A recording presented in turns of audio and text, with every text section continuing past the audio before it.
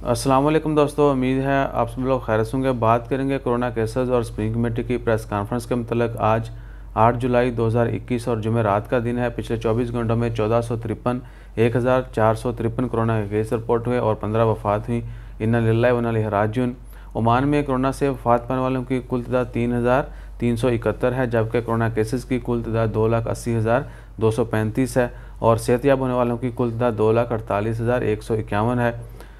दुआ करें अल्लाह ताला सबकी खैर फरमाए और जो लोग बीमार हैं, खा वो किसी भी मर्ज़ में मुब्तला हों, अल्लाह ताला उनको शिफ़ाए कामिला अता फरमाए और जो लोग वफ़ात पा चुके हैं, अल्लाह ताला उनकी मग़फ़िरत फरमाए, उनके लवाहिकीन को सब्र व जमील अता करे।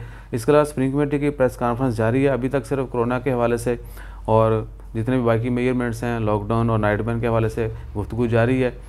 ईद के मतलब अभी तक कोई अपडेट नहीं आई, जैसे ईद के 3 दिन और नाइट बैन के दौरान अगर कुछ एक्टिविटीज़ ओपन रहेंगी या इंडिविजुअल्स को, किन लोगों को इजाज़त होगी, गाड़ियों, बड़ी गाड़ियों की, रेस्टोरेंट, जैसे वो अपडेट आती है, अगर वो चीज़ें डिस्कस होती हैं और अपडेट आती है तो इमीडिएटली वो भी शेयर करते हैं। तो इंशाल्लाह खैर, अपना ख्याल रखिए और मिलते हैं मज़ीद ख़बरों के साथ, स्प्रिंग कमेटी की प्रेस कॉन्फ्रेंस की तफसीलात के साथ। जज़ाकल्लाह, अल्लाह हाफ़िज़।